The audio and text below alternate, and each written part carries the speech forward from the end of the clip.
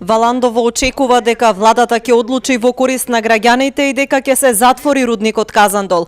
Градоначалникот Перо Костадинов смета дека синокешната одлука е јасен сигнал дека се слуша гласот на југоистокот и дека граѓанскиот активизам вреди. Граѓаните и граѓанските активисти и сите ние изминатиот период нотиравме премногу работи кои што укажува на еклатантно прекрашување на договорот. Пред се и самата доделена концесија беше направена без да се консултираат граѓаните, беше зад скриени врати и сметам дека ќе има основи да се раскине договорот без државата да претрпи сериозни штети.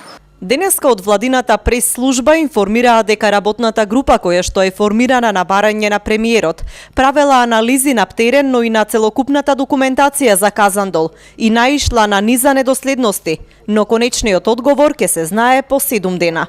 Инаку еве само неколку од тие што се констатирани на терен ќе прочитам во моментов. По линијата за наводување, оросување не се оформени.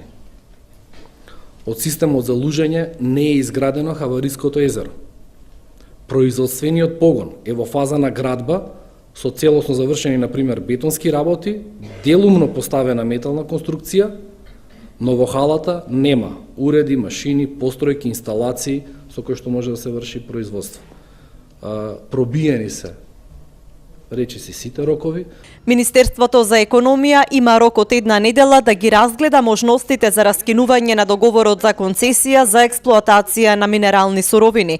Оваа концесија на компанијата Сардич МЦ им е издадена на 20 јули 2015 година. За сега нема коментар од инвеститорот за последните одлуки на владата.